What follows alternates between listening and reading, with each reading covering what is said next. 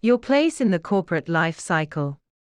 Where does your organization sit in the corporate life cycle, and what should you expect next? Are you balancing entrepreneurialism with management disciplines effectively?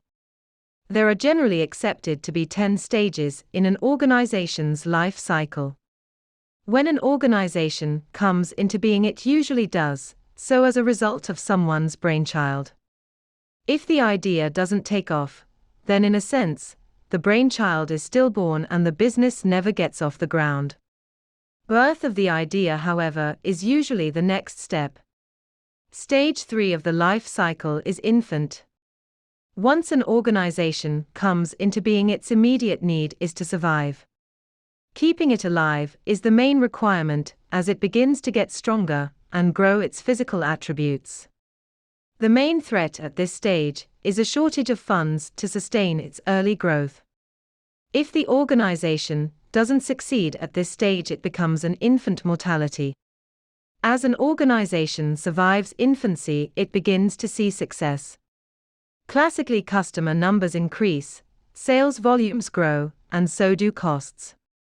The organization begins to take on a personality of its own, and with increasing self-confidence takes on bigger and bigger challenges.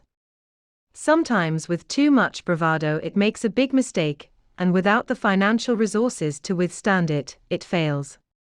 Stage 4 of the life cycle is therefore toddler.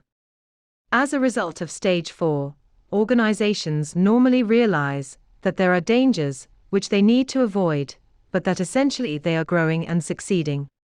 Reproducing their success, growing and reinvesting in the business are the hallmarks of stage 5 of the life cycle adolescent. Stages 1 to 5 of the life cycle, while fraught with obstacles and danger, are exciting years in an organization's growth. There is a common goal to succeed, enormous speed of response, mutual support, risk-taking, the celebration of success, informality, and a sense of shared experience and learning together which bond the organization's people.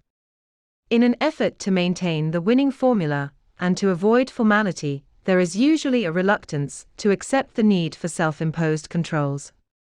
The checks, disciplines, systems and structures that are now needed to protect the organization from overtrading are often overlooked.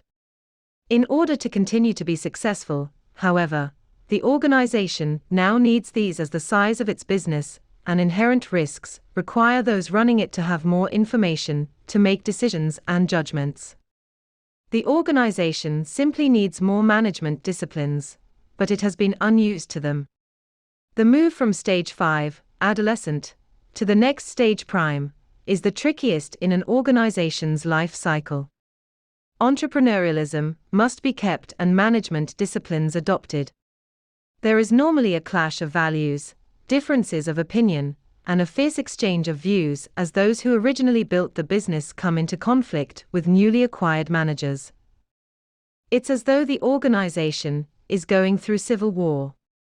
To successfully achieve the right balances required at prime, there needs to be an acceptance of the need to grow and enable others to take on real responsibilities, with an appropriate degree of freedom. This can be a painful and painstaking process to go through. Some don't believe in it, or don't want it, and so people leave. This is quite normal. Others then come in and take up the challenge to make the necessary changes. Having arrived at prime, it is vital to keep the organization there. At this stage, the organization needs to keep reinventing itself. To slip back is very dangerous, and to go over the top into more management control is even more dangerous. If the latter occurs, it isn't long before bureaucracy and an internal focus take over. Arrogance leads to a loss of customers, sales fall, profit margins decrease, and the best staff begin to leave. The organization is in early decline.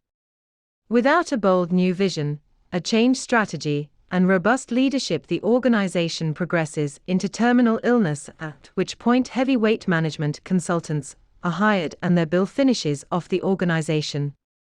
The message is clear: organizations must balance entrepreneurialism with a sound infrastructure and management disciplines to succeed. They will only succeed long term if they keep reinventing themselves.